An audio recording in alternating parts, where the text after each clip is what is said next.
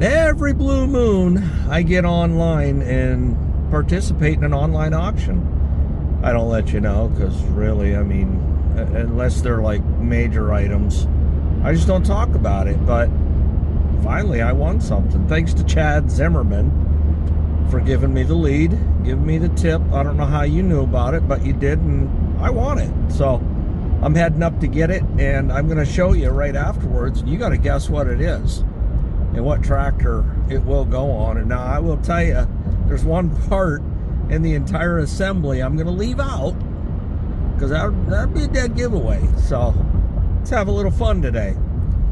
Plus I want to talk about the 400 Farmall 400.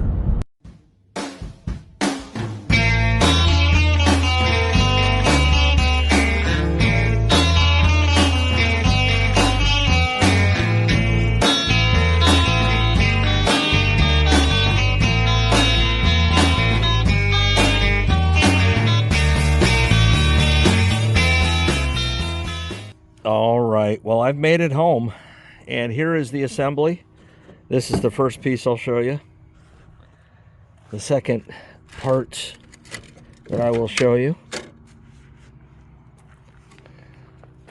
And then the rest of it. And of course, the one that I'm not showing you is just too much of a giveaway. But yeah, that's it. I got the whole kit and caboodle, whole assembly, for 60 bucks. And this I couldn't even find. I mean, so that's a hen's tooth. Oh, there's the 400 tucked on in over there. And I don't know, let's talk about it. A few tractors tucked in here. What do I got? 1, 2, 3, 4, 5, 6. 6 and a four-wheeler for now. Well, here she blows. Farmall 400. Bought this, oh, little 5/8 short for working on carburetors. Set you right there so you can get lost. Yeah, the Farmall 400. Bought this a few years ago, and it's at the rubber has met the road, and I'm right at that point of no return. And that no return is either going to be sell it outright and get what I can for it, or pump a bunch of time and money into it and just make it right and continue to own it forever and ever and ever. Because it needs a lot. And I've done some stuff to it. I've changed the starter, rewired the switch, new sediment bowl assembly, inline filter, new filter here, hydraulic filter. Those aren't cheap, believe it or not. You look at it, you think, oh, 50 bucks. No, it was over 100. High tran in there. But it does need a lot of work now, and the gremlins just keep multiplying. The throttle linkage, no big deal. Needs converted to 12 volt, no big deal. Truthfully, it could use an engine overhaul, a little more of a deal. The bushing on the other side, the clutch pedals loose like this, which that happens.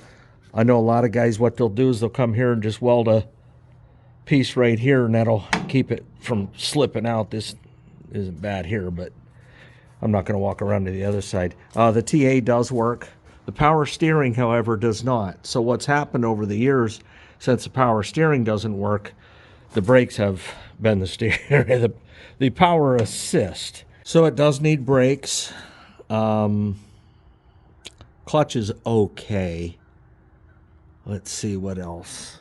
On the loader, need to replace the hoses. Cylinders are okay. It actually does have quite a bit of lifting power. I know there's another YouTube channel. He's got a 504, and I think this thing would outlift that 504 10 ways to Sunday. I really do. Oh, I don't know, really. It's got real good steers on it. The rears I've never cared about because it's a loader tractor. And anything I've ever picked up, I've never needed a single lick of counterweight, so that's a good thing.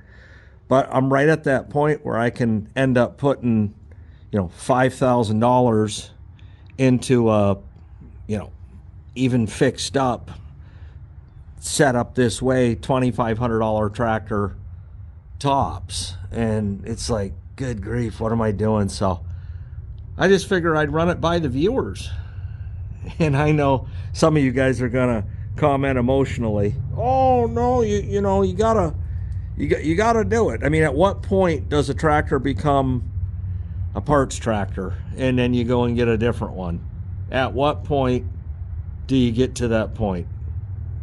I don't know. I'm used to chasing good money after bad, but even I have a line in the sand. So that's the 400 and where we're at right now with it. It has done the job though. Anytime I've ever bought something and somebody's delivered it, and you know, that plow hooked up, wrapped chains around the bucket, lifted it right off, backed up, set her down, no problem. So it's done the job that I bought the tractor to do. It lifts stuff up, put it down. That's it. Actually, this building that I'm standing in, it leveled all the ground for that. You know, there's a lot of videos, you know, using that bucket to do that. But other than that, I mean, it's to the point where I got to make a decision here, man.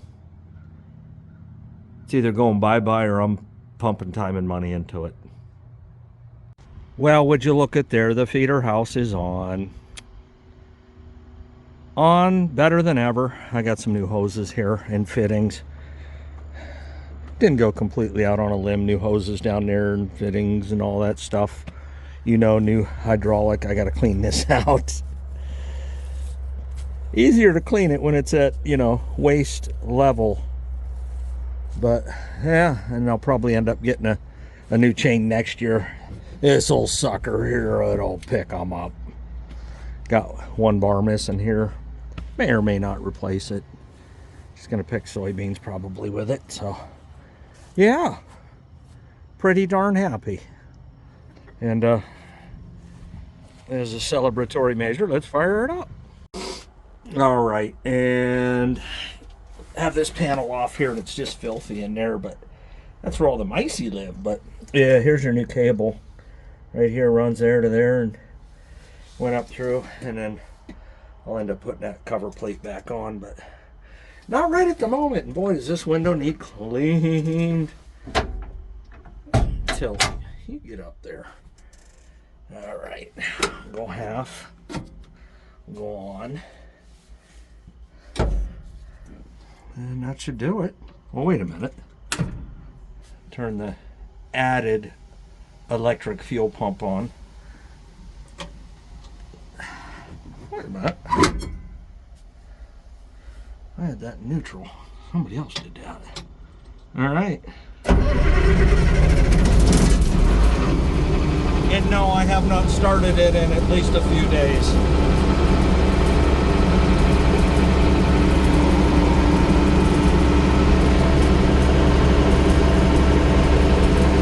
The old Perkins 350 4A6. I am running synthetic in this with the Lucas synthetic additive. Ooh, it sounds good. This is the 1955 Cub I used to plow the driveway with. You saw the videos last year in the blizzard. And I also plowed dirt with it. 3 bad seals on each side. The brake bands are good. There was oil on them, as evidenced by the oil you see. This tractor may end up getting an engine overhaul. Well, I'm getting the sprayer winterized, ready to go, and I'll run just water through there and a little bit of ammonia just to clean everything out. I'll take these nozzles off, pull the pump, and then undo this. It should be good to go. I can definitely smell chemicals, that's for sure. And but yeah, it's worth doing this because you roll into the next year at least even Steven. And like I said in my spraying video, it's the only thing you can put away working perfectly good, and you pull it out and it don't work. And I've changed that T-valve twice since I've owned this thing. So that's technically that's the 3rd T-valve on there, and I don't plan on doing it again for quite a while. Oh, not too bad for sitting there for weeks on end. That's all Princess Leia's done is be hooked to this sprayer, which I'm okay with. If you know me by now, you know that I'm a tractor job.